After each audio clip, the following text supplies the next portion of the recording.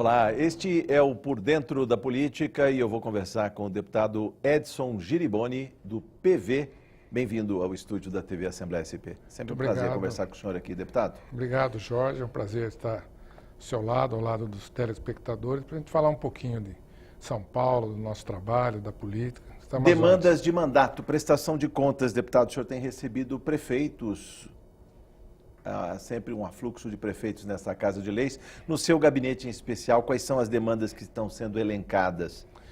Nós estamos no início dos mandatos dos atuais prefeitos que assumiram agora no dia 1º de janeiro. Todos, logicamente, com as suas expectativas, cada um com as suas prioridades.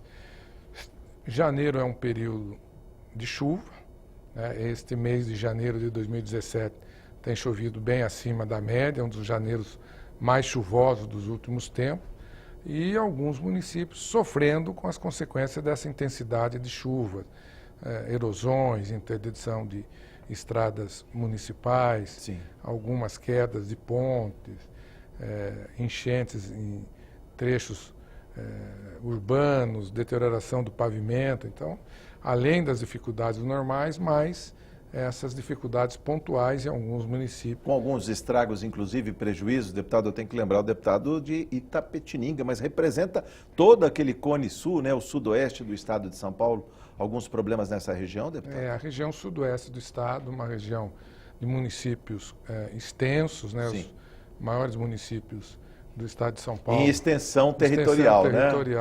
Itapetininga é o terceiro maior município do estado. Itapeva, o segundo maior município, Capão Bonito, o quinto maior município, muita zona rural, muitas estradas municipais, e isso, logicamente, sofre bastante com as chuvas. E as prefeituras, na verdade, não têm uma estrutura adequada para poder manter adequadamente toda essa infraestrutura, né? Itapetininga tem mais de 4.000 quilômetros de 4.000 quilômetros? 4.000 quilômetros de estradas municipais. Estradas vicinais que atendem a zona rural, a zona agrícola. Então, você interdita um ponto. As pessoas têm essa dimensão, o que vem a ser 4.000 quilômetros, só para lembrar, de São Paulo a Brasília, 1.000 quilômetros. São 4 viagens de São Paulo a Brasília, tem dentro do município de Itapetininga. De Itapetininga, exatamente. São espalhados dentro da mais de 1.700 quilômetros quadrados de área territorial. Itapeva também, mais ou menos, é um pouco maior também, em torno de 4.000 quilômetros. Então, isso exige uma demanda muito grande. Você imagina o produtor rural que não consegue levar a sua produção. Imagine o pai de família que não consegue fazer com que a perua escolar ou ônibus escolar leve o seu filho à escola.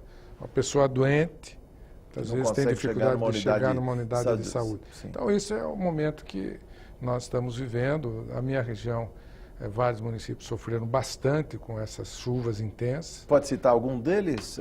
Tivemos Buri, né? Buri com problema sério, Bofete, Itapirapuã Paulista, vários municípios, né, quando tem essas chuvas bastante localizadas, né? E temos procurado ajudar. Já trouxemos alguns desses prefeitos aqui, Defesa Civil do governo do estado de São Paulo. Cada um. Aliás, o senhor tem feito essa fina sintonia com a Defesa Civil, a Coronel Helena, né? Nos recebeu muito bem lá já com alguns prefeitos da região, cada um trazendo a sua demanda, a sua necessidade, e a tentar compatibilizar a capacidade de ajuda do estado, né, com a situação de cada município. É um momento difícil, até porque o estado também, né, com essa crise econômica que o país tem sofrido. O estado de São Paulo é o estado mais industrializado do país.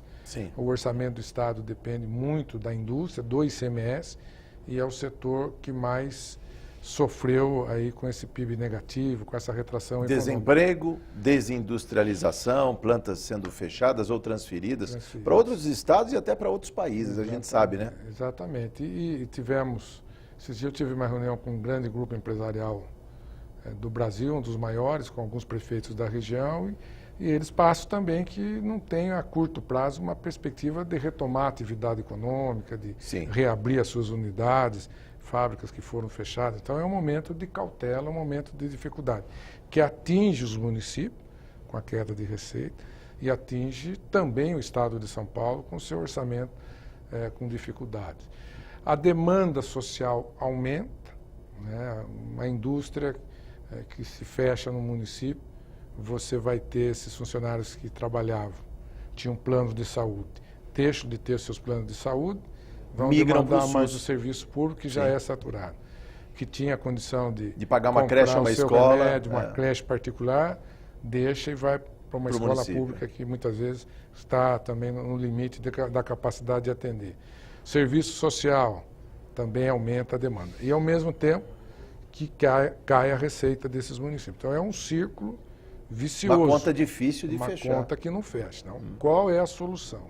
É o Brasil voltar a crescer, voltar a gerar emprego, voltar a gerar mais atividade econômica, os municípios, o Estado, a União poder arrecadar mais para poder atender a demanda social. Este é o momento que nós estamos vivendo. Então nós, deputados, eu posso falar aqui também e convivo com os demais deputados estaduais aqui desta casa, nós também sofremos muito com isso, porque nós ficamos entre uma demanda grande por parte dos municípios e uma capacidade pequena por parte do Estado de atender. De fazer novos investimentos, inclusive, né? Exatamente, de atender. O município, caiu uma ponte do município, ele precisa, não tem o recurso. Primeiro que ele corre é no Estado. O Estado com dificuldade, não é uma ponte que caiu, caiu uma aqui, caiu outra ali, outra ali, outra ali.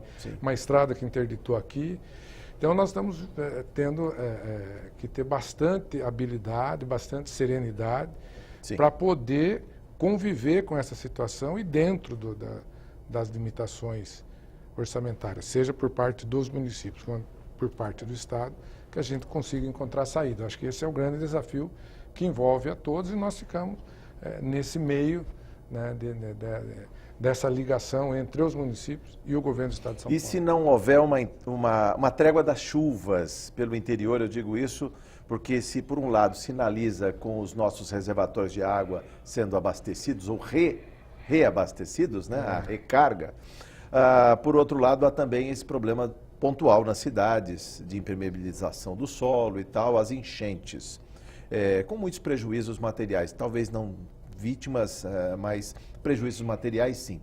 Como conciliar os interesses das cidades que estão sem recursos, muitos prefeitos com cofre vazio, dívidas para pagar e o Estado com menor capacidade de investimento, deputado? Como é falar não para os prefeitos? Não dá, não dá, não dá. Essa é a realidade que nós estamos vivendo. Mas o governo, Jorge, por mais que tenha poucos recursos, tem recurso. Não é mais forte que o município. É mais forte que o município. Aliás, hoje o município é muito fraco, os estados mais ou menos, e a União muito forte. Então, eu acabei de receber alguns prefeitos, alguns vereadores no meu gabinete. Eu até orientei algumas coisas, falei de forma prática, procure o governo federal, procure os deputados federais, que neste momento eles têm um pouco mais de capacidade de ajudar do que o Estado. Não que o Estado o governo federal tem mais poder de barganha. Concentra mais recurso na União, né? A União fica com a maior parcela de todo o bolo tributário. Pelo menos 65%, segundo... Exato, mais ou menos, isso aí. Os deputados federais têm as suas emendas impositivas, que é uma coisa que dá um pouco mais de autonomia aos deputados. As emendas dos deputados federais, além de ser bem maior, incomparavelmente maior do que as emendas dos estaduais, que é muito pouco, as emendas dos deputados federais são incluídas no orçamento da União. Impositivamente. Chamado orçamento impositivo, que é uma pauta que dessa casa também, viu, deputado? Que vem um impasse aí, porque as nossas emendas não entram no orçamento do Estado.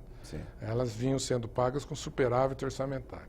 Como deixou de ter superávit nesses últimos 2 anos, as nossas emendas estão aí no ar e tem esse conflito, os prefeitos, as entidades, cobrando dos deputados as emendas e o governo do Estado sem conseguir dar uma resposta o que fará dessas emendas. Então, é importante que se diga difícil. Que a emenda, deputado, é a regra do jogo. Os deputados têm o poder de alterar a peça orçamentária que vem da Secretaria de Planejamento, ou seja, os deputados apontam os locais, as políticas, as ações de governo que podem ser, digamos, vitaminadas por emendas. Na verdade, a gente fala em emendas entre aspas, porque como elas não entram no orçamento, é um acordo do governo do Estado com os deputados, e as nossas indicações seriam, entre aspas, emendas parlamentares. Olha, você tem 2 milhões para destinar aí aonde você quiser. Você destina aqui, ali são negociado, autorizado pelo governo, o deputado avisa as prefeituras, as entidades, enfim, quem vai receber o recurso, e aí inicia o processo para preparar a execução do convênio. Qual o impasse que está ocorrendo? Isso foi feito nesses últimos anos, só que o Estado não está conseguindo assinar o convênio. Então, nós estamos sendo altamente cobrados dessas emendas. Olha, mas deputado, o senhor ligou aqui e disse que estava autorizado pelo governo. Nós recebemos esse sinal do governo. Mas o governo não está cumprindo.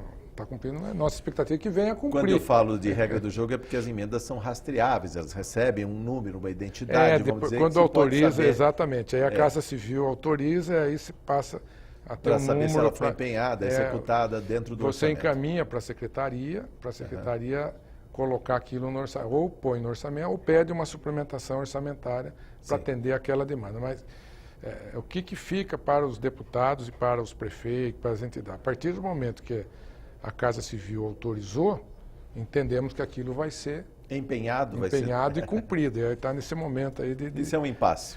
Mas vai ser superado. Espero que seja resolvido. Vai ser superado. Eu preciso lembrar que o deputado Edson Giriboni, do PV, também foi secretário de Recursos Hídricos do governo do Estado e conhece muito bem. A gente está falando de enchentes no interior, mas é também algo que acontece aqui na capital e recentemente, não faz muito tempo, né, esse mês de fevereiro, houve a inauguração de um grande piscinão aqui na capital, que vai beneficiar pelo menos 1 milhão de pessoas ali naquela área da Vila Prudente, da Avenida do Estado, Avenida dos Estados ali, limite com São Caetano do Sul. Deputado, o senhor era secretário quando se projetou esse... Conhece? Fala um pouco sobre esse piscinão. E vamos discutir sobre enchentes aqui na capital. O piscinão Guamiranga, né? Eu, inclusive, estive lá no início das obras, enquanto secretário, com o próprio governador Geraldo Alckmin. Ele é o maior...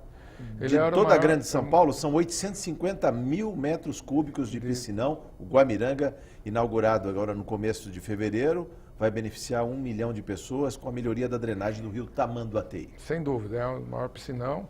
E é um programa que ainda outros piscinões devem ser construídos. Nós sabemos que aqui, a região metropolitana, houve um crescimento desordenado, sem planejamento, ocupação das várzeas dos rios, das nossas nascentes, grande impermeabilização.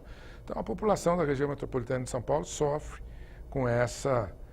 no período de chuva com essas enchentes. Só para aproveitar a boa notícia, vamos explicar aqui, esse Guaramiranga, ele é um dos 20 piscinões que serão construídos ainda pela Prefeitura de São Paulo. Esse foi construído pelo Estado, mas foi cedido, né, em caráter definitivo para a Prefeitura fazer a manutenção, a limpeza desse equipamento. Isso serão mais outros 19 que serão construídos para melhorar a questão, ou minimizar a questão das enchentes aqui na capital e também nos municípios lindeiros. O que falar desta obra? Hein? O senhor era secretário, então, na época que ele foi projetado?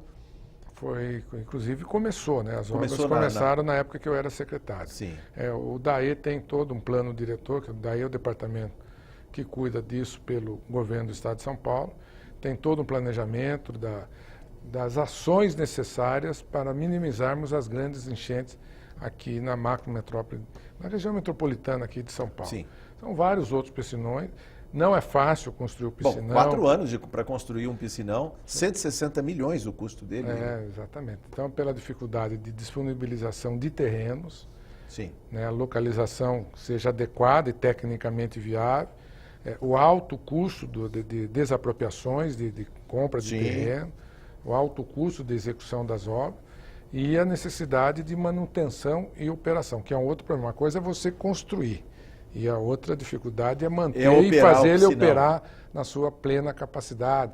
No período de chuva ele está funcionando normalmente, está totalmente limpo, para você não comprometer a sua capacidade de reservação.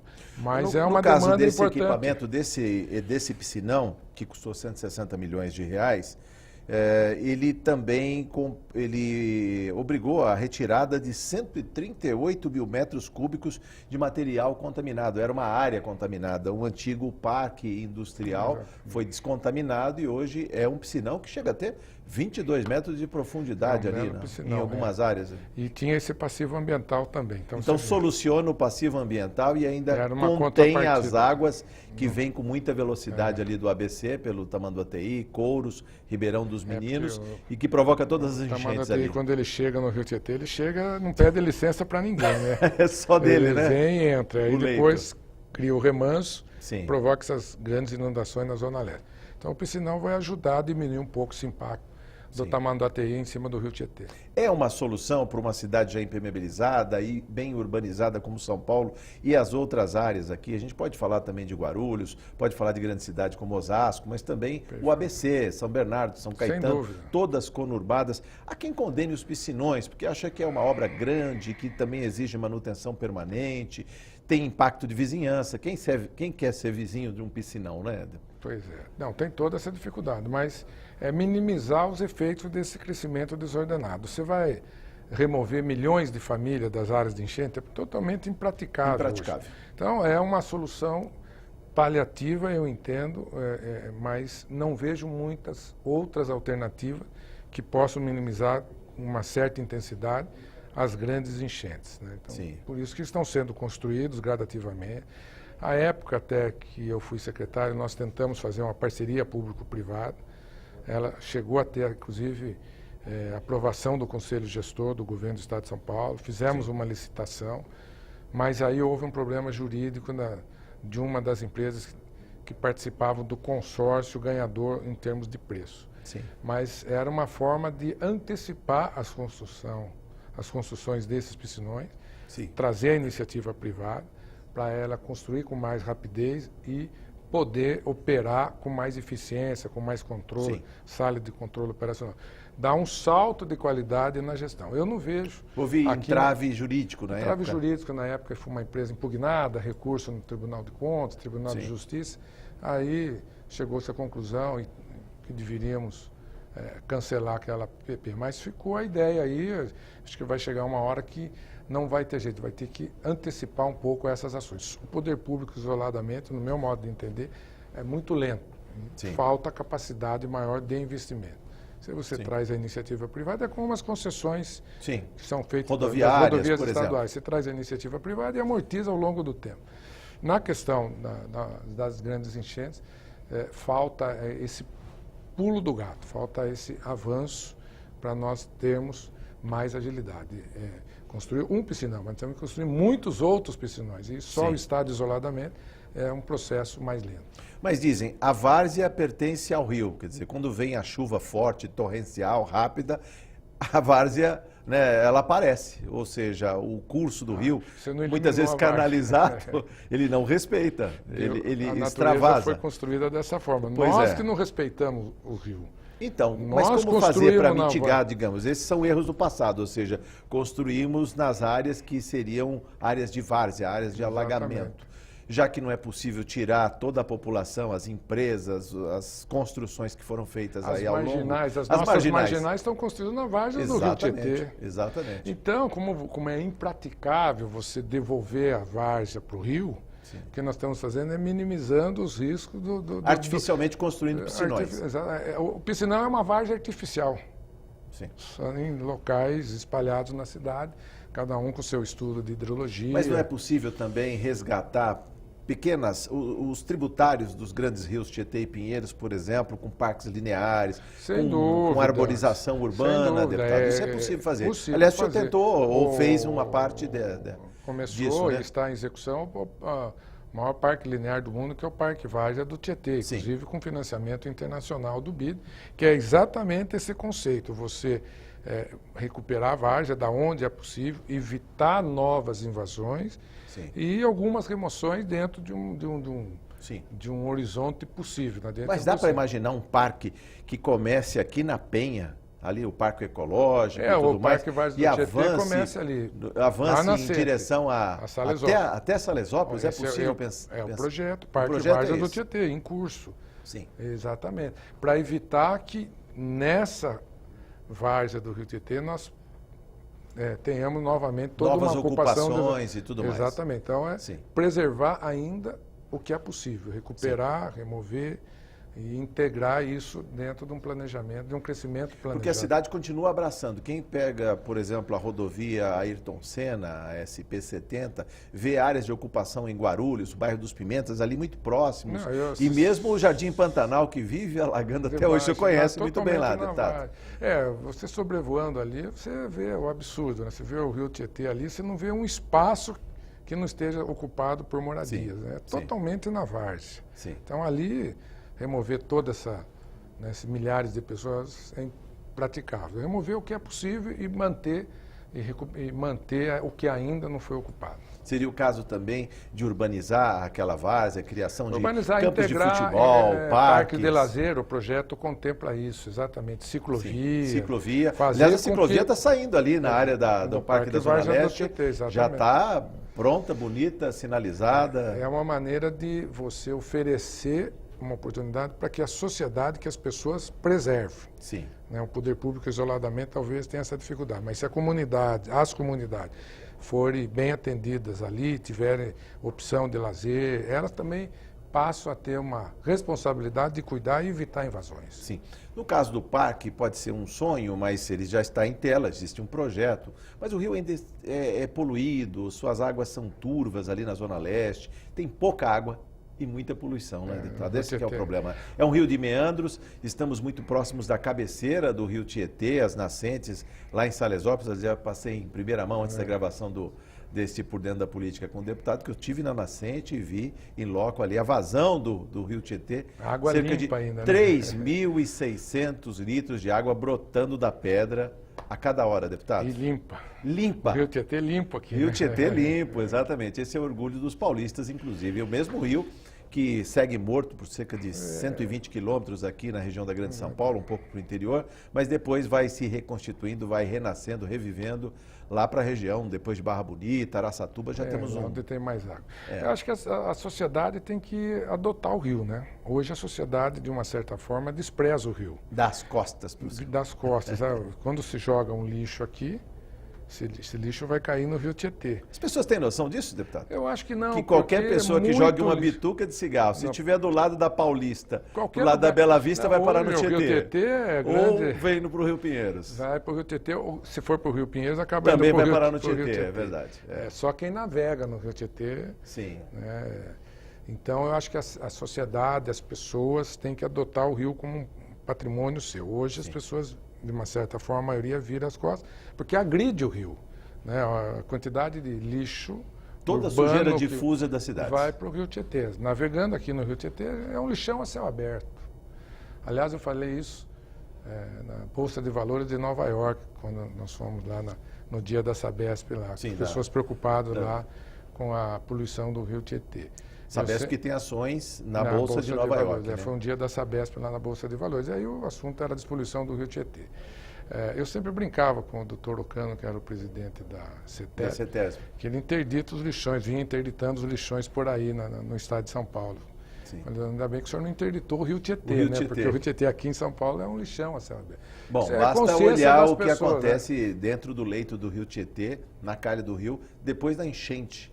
O que vem todo de tipo de maneira lixo. arrasadora, trazendo toda a sujeira Todo difusa da cidade. Então, a gente sempre acho que tem que aproveitar. Não jogue lixo, né, na frente da sua casa, na janela do carro, do local de onde você trabalha, que vai cair no Rio Tietê e vai ajudar a poluir mais e deixar o rio assim com essa forma aí que as pessoas têm uma certa repulsa. Você vê nas grandes metrópoles do mundo, as pessoas adotam o rio, né? Sim.